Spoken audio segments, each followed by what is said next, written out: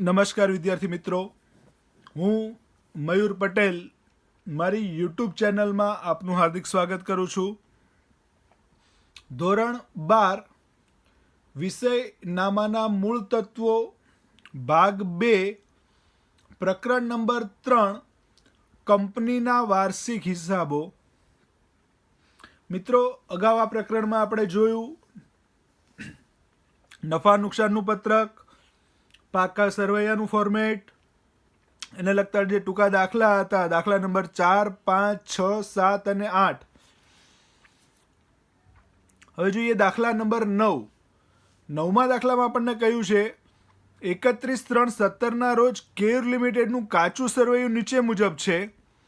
કાચું સરવૈયું આપ્યું છે જેની અંદર ઇક્વિટી શેર મૂડી, ઓફિસ અને વેચાણ ખર્ચ, ખરીદી, 10%ના ડિબેન્ચર, વેચાણ, સોફ્ટવેર, મજૂરી, ડિબેન્ચરનું વ્યાજ, પગાર, બેંક ઓવરડ્રાફ્ટ, જમીન મકાન, શરૂઆતનો સ્ટોક, મળેલ વટાવ, દેવાદારો. આ વિગતો આપણને આપેલી છે.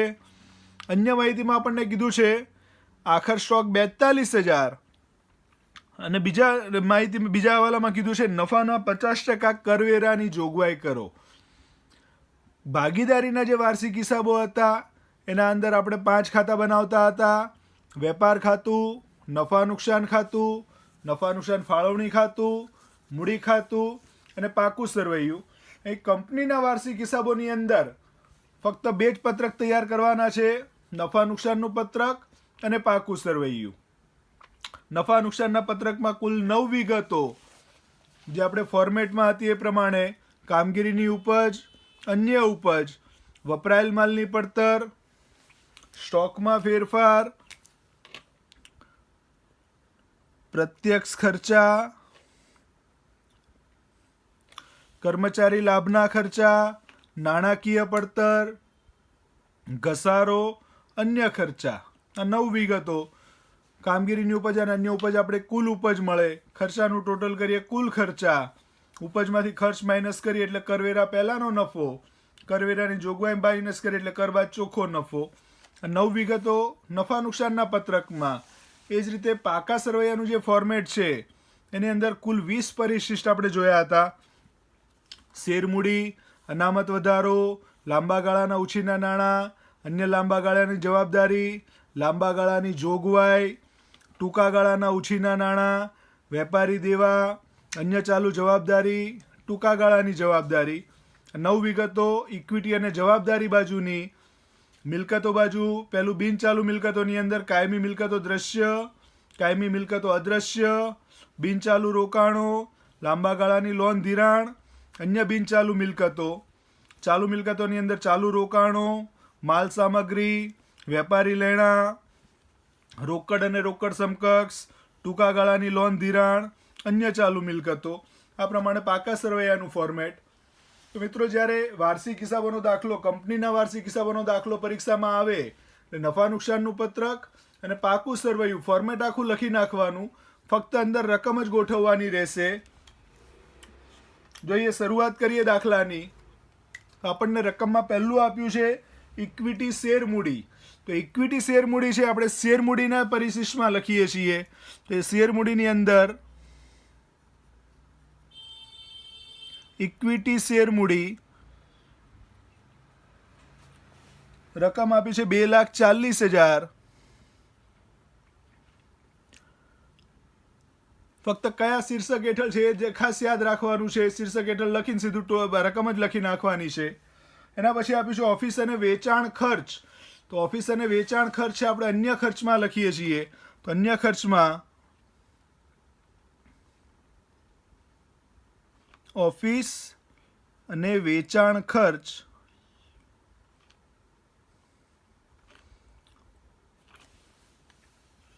રકમ આપી છે 24,000.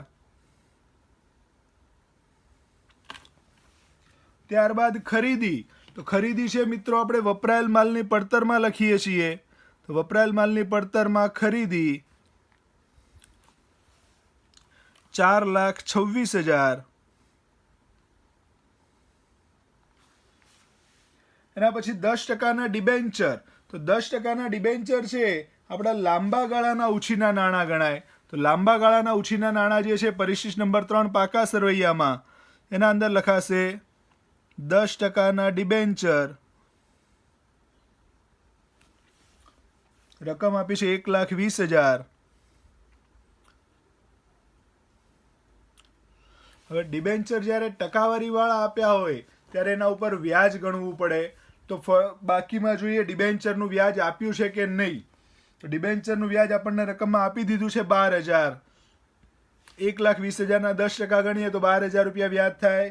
ડિબેન્ચરનું વ્યાજ છે આપણે નાણાકીય પડતરમાં લખીએ છીએ. નાણાકીય પડતરમાં ડિબેન્ચર પર વ્યાજ અહીં રકમમાં 12,000 આપ્યું છે. આપણે ગણતરી કરીએ તો 1,20,000 12% લેખે 12,000 જ થાય છે. એટલે કોઈ ચૂકવવાનું બાકી કે એવું કંઈ છે નહીં. હોય તો ગણતરી કરવાની, ચૂકવવાનું બાકી હોય તો અહીંયા પ્લસ કરવું પડે. અહીંયા રકમમાં 12,000 જ થાય છે એટલે ચૂકવવાનું બાકી કંઈ આવશે નહીં. એના પછી વેચાણ. તો વેચાણ છે કામગીરીની ઉપજમાં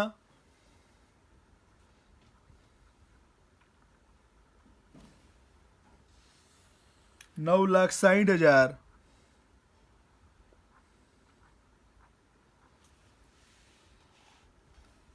સોફ્ટવેર. તો સોફ્ટવેર છે આપણી અદ્રશ્ય મિલકત છે. અદ્રશ્ય મિલકત પાકા સરવૈયામાં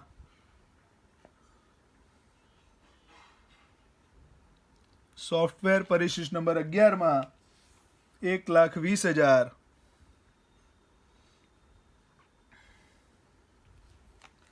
ત્યારબાદ મજૂરી. મજૂરી છે પ્રત્યક્ષ ખર્ચના પરિશિષ્ટમાં આવશે. તો પ્રત્યક્ષ ખર્ચામાં મજૂરી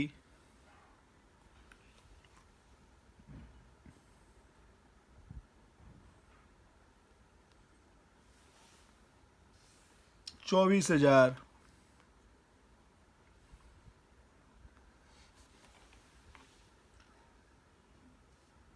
ડિબેન્ચરનું વ્યાજ તો લખી નાખ્યું.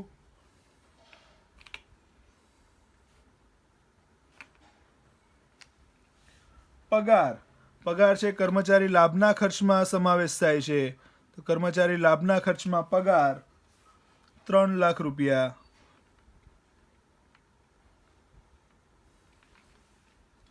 ત્યારબાદ બેંક ઓવરડ્રાફ્ટ. તો બેંક ઓવરડ્રાફ્ટ છે ટૂંકા ગાળાના ઉછીના નાણાં. બેંક ઓવરડ્રાફ્ટ છે ચાલુ જવાબદારીની અંદર ટૂંકા ગાળાના ઉછીના નાણાંમાં સમાવેશ થાય છે બેંક ઓવરડ્રાફ્ટ. પરિશિષ્ટ નંબર 6 14,400. ત્યારબાદ જમીન મકાન કાયમી મિલકતો દ્રશ્ય. દ્રશ્ય મિલકતમાં લખાશે જમીન મકાન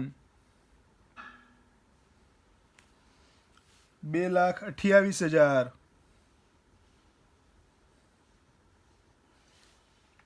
શરૂઆતનો સ્ટોક. શરૂઆતનો સ્ટોક છે સ્ટોકમાં ફેરફાર. સ્ટોકમાં ફેરફાર એમાં શરૂઆતનો સ્ટોક માઇનસ આખર સ્ટોક. શરૂઆતનો સ્ટોક અહીંયા અંદરના ખાલામાં લખીશું 36,000. શરૂઆતનો સ્ટોક આપણે સ્ટોકના ફેરફારમાં લખીએ છીએ. સ્ટોકના ફેરફારમાં શરૂઆતનો સ્ટોક માઇનસ આખર સ્ટોક. ત્યારબાદ મળેલ વટાવ. તો મળેલ વટાવ છે આપણી અન્ય ઉપજ છે.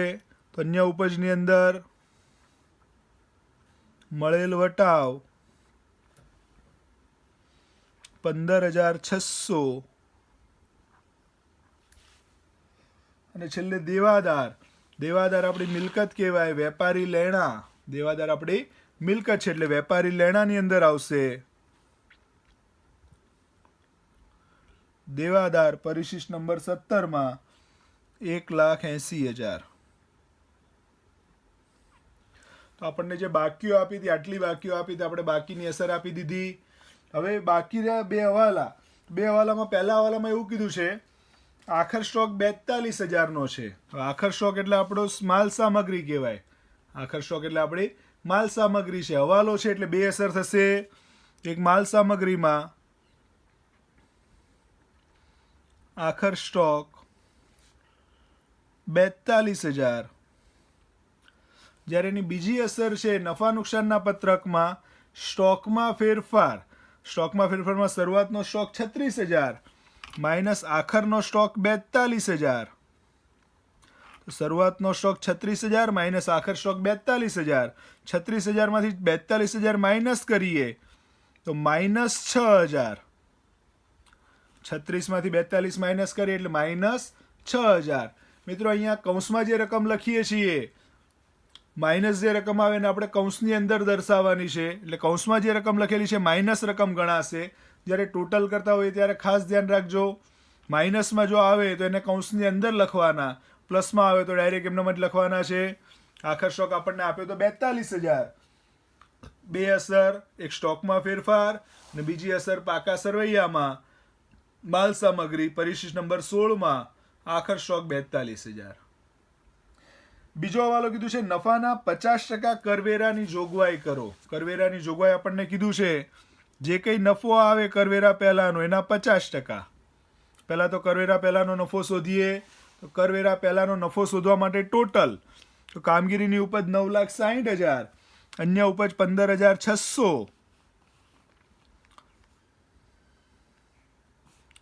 9,60,000 કામગીરીની ઉપજ, અન્ય ઉપજ છે 15,600. ટોટલ 9,75,600. 9,75,600 આપણી કુલ ઉપજ થઈ. ખર્ચની અંદર વપરાયેલ માલની પડતરનું ટોટલ 4,26,000. સ્ટોકમાં ફેરફાર માઇનસ 6,000. પ્રત્યક્ષ ખર્ચા 24,000. કર્મચારી લાભના ખર્ચા 3 લાખ. ડિબેન્ચરનું વ્યાજ 12,000. ઘસારો કંઈ છે નહીં. અન્ય ખર્ચા 24,000.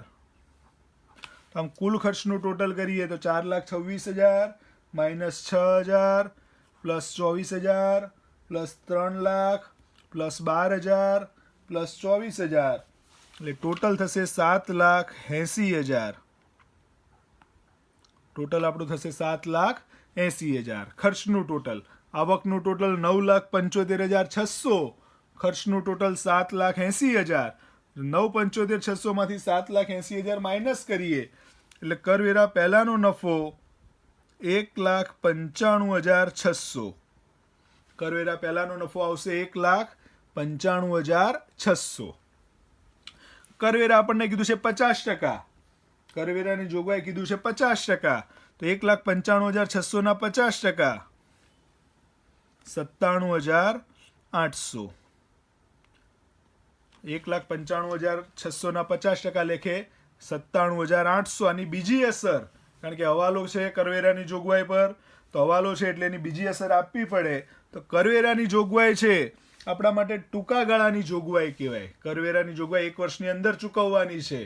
તો 1 વર્ષની અંદર ચૂકવવાની છે એટલે ટૂંકા ગાળાની જોગવાઈ. તો ટૂંકા ગાળાની જોગવાઈમાં લખીશું કરવેરાની જોગવાઈ 97,800. કર પછીનો ચોખ્ખો નફો, તો કર પહેલાનો ચોખ્ખો નફો 1,95,600, એમાંથી કરવેરાની જોગવાઈ 97,800 માઇનસ કરીએ એટલે કર પછીનો ચોખ્ખો નફો 97,800. આ જે ચોખ્ખો નફો છે આપણે અનામત અને વધારાના શીર્ષક હેઠળ લખીએ છીએ. ચોખ્ખો નફો અનામત અને વધારાના શીર્ષક હેઠળ કર બાદ નફો 97,800. જો નુકસાન આવે તો કૌંસમાં રકમ લખવાની, માઇનસ લખાય. નફો થયો છે એટલે અહીંયા પ્લસમાં. તો આ રીતે નફા નુકસાનનું પત્રક અહીંયા પૂરું થશે. હવે પાકા સરવૈયાનું જોઈએ તો પાકા સરવૈયામાં વિગત બધી આવી ગઈ. સરવાળો કરીએ તો પહેલું શેર હોલ્ડર્સના ભંડોળોમાં શેર મૂડી અને અનામત વધારો, પરિશિષ્ટ નંબર 1 અને 2, 2,40,000 અને 97,800 એટલે ટોટલ થશે 3,37,800. 3,37,800. અને બીજા અર્થમાં માલિકીના ભંડોળ પણ કહેવાય. શેર હોલ્ડર્સના ભંડોળને બીજા અર્થમાં માલિકીના ભંડોળ પણ કહેવાય. ત્યારબાદ બિનચાલુ જવાબદારીની અંદર પરિશિષ્ટ નંબર 3માં 1,20,000, 4 અને 5માં કોઈ રકમ નથી એટલે 1,20,000 બિનચાલુ જવાબદારી આપણી. ચાલુ જવાબદારીની અંદર ટૂંકા ગાળાના ઉછીના નાણાં 14,400, પરિશિષ્ટ 6, વેપારી દેવા નથી, અન્ય ચાલુ જવાબદારી નથી. પરિશિષ્ટ નંબર 9ની અંદર ટૂંકા ગાળાની જોગવાઈ 97,800, 14,400 પ્લસ 97,800 એટલે 1,12,200. તો શેર હોલ્ડર્સના ભંડોળ 3,37,800, બિનચાલુ જવાબદારી 1,20,000, ચાલુ જવાબદારી 1,12,200, ત્રણેયનું ટોટલ 5,70,000. ઇક્વિટી અને જવાબદારી બાજુનો સરવાળો કુલ થશે 5,70,000. મિલકતોમાં બિનચાલુ મિલકતોમાં કાયમી મિલકતો 2,28,000, દ્રશ્ય કાયમી મિલકતો અદ્રશ્ય 1,20,000, બિનચાલુ રોકાણો નથી, લાંબા ગાળાનું લોન ધિરાણ નથી, અન્ય બિનચાલુ મિલકતો નથી. તો કુલ ચાલુ મિલકતોનું ટોટલ થશે 3,48,000. બિનચાલુ મિલકતો આપણી 3,48,000. ચાલુ મિલકતોમાં ચાલુ રોકાણો નથી, માલ સામગ્રી 42,000, વેપારી લેણા 1,80,000, રોકડ નથી, ટૂંકા ગાળાની લોન ધિરાણ નથી, અન્ય ચાલુ મિલકતો નથી. 180 પ્લસ 42 એટલે 2,22,000. ટોટલ 5,70,000. તો ઇક્વિટી અને જવાબદારી અને મિલકતો બંને બાજુનો સરવાળો સરખો થાય. આ પ્રમાણે 11 માર્ક્સનો દાખલો ફોર્મેટ તૈયાર કરેલું હોય તો ફક્ત રકમ જ મૂકવાની રહે. આ પ્રમાણે 11 માર્ક્સનો આખો દાખલો તૈયાર થશે કંપનીના વાર્ષિક હિસાબોનો.